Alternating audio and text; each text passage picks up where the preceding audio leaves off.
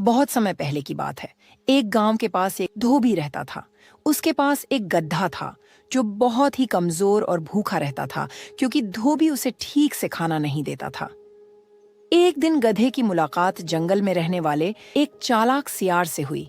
सियार ने गधे से कहा, मित्र, तुम बहुत कमजोर दिख रहे हो।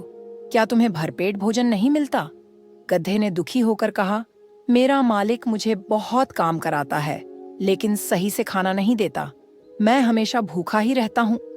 सियार ने मुस्कुराते हुए कहा, अगर तुम चाहो तो मैं तुम्हें एक ऐसी जगह ले जा सकता हूँ जहाँ ढेर सारी हरी भरी घास है। तुम जितना चाहो उतना खा सकते हो। गधा यह सुनकर बहुत खुश हुआ और उसने सियार के साथ जंगल में जाने का फैसला किया। सियार गधे को एक बड़े खेत में ले गया जहाँ खेत हरी हरी घास से भरा हुआ था। गधे ने वहां जी भरकर हरी हरी घास खाई और बहुत खुश हुआ। धीरे धीरे गधा और सियार हर रात उस खेत में जाकर चोरी से घास खाने लगे।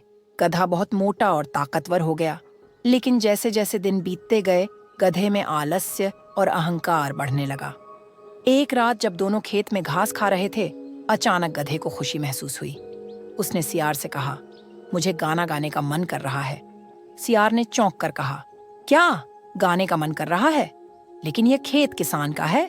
अगर उसने हमें पकड़ लिया तो वह हमें मार डालेगा। गधे ने गर्व से कहा, मैं अपनी मधुर आवाज में गाऊंगा। तुम नहीं समझोगे, यह कला सिर्फ हम कलाकारों को समझ आती है। सियार समझ गया कि गधा बहुत मूर्ख है और उसे किसी भी तरह सबक सिखाना होगा। सियार ने गधे से कहा, ठीक है मित्र, लेकिन अगर तुम गाना गाना चाहते हो तो पहले मुझे यहाँ से जाने दो, क्योंकि मैं गाने की आवाज से डरता हूँ। गधा खुश होकर बोला, ठीक है, तुम जाओ, मैं अपनी आवाज का जादू बिखेरता हूँ।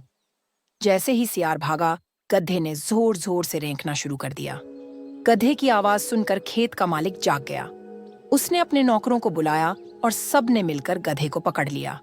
उन्होंने गधे को एक मोटे डंडे से बहुत मारा और फिर उसे खेत से बाहर भगा दिया।